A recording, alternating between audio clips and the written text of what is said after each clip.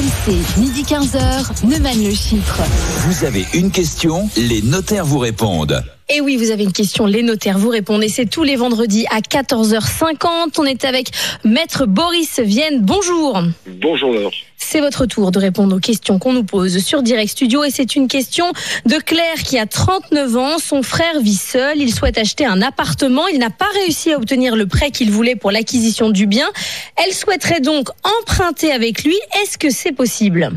Il y a le French Day et il y a la French Law aussi, et donc ça risque d'être un petit peu compliqué parce que le fait de vouloir contracter un emprunt pour un bien immobilier rentre dans un cadre très particulier des emprunts où l'emprunteur est protégé, et dans le cadre de sa protection, bien l'emprunteur, il y a un objet à son emprunt, et sa sœur, si elle est emprunteur sans objet, c'est-à-dire sans qu'il y ait en finalité l'acquisition d'une partie du bien pour elle, normalement le banquier doit lui dire non madame, ce sera pas possible.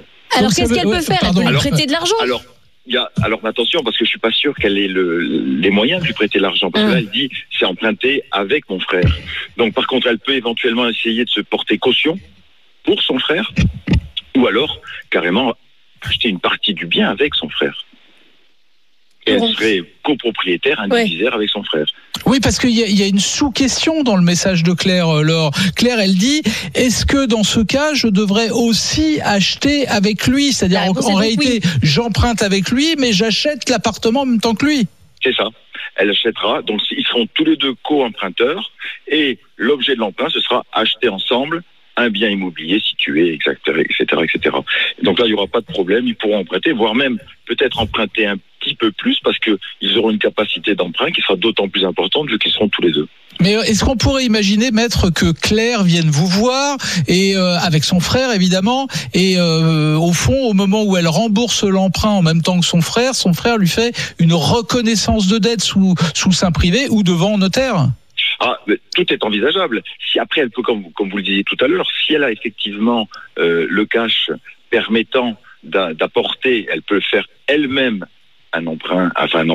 consentir un prêt à son frère, et il y a une reconnaissance de dette, et on rentre effectivement soit dans un cadre sous seing privé, comme vous le disiez, et il y a des déclarations à faire auprès de l'administration fiscale, soit c'est dans un cadre authentique, c'est-à-dire avec un notaire, et c'est le notaire qui chargera de faire les déclarations.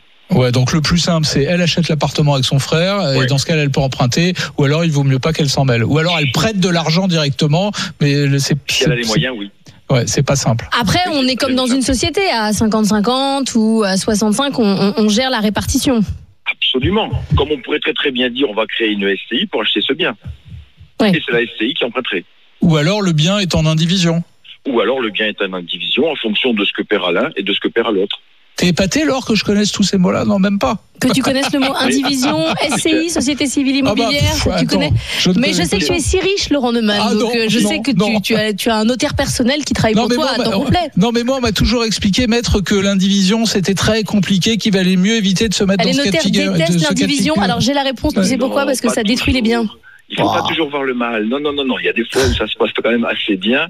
Et je voudrais juste quand même préciser que si vous attendez toute la semaine la réponse du notaire, eh bien le notaire que je suis attend toute la semaine la question de Laurent Neumann. Voilà.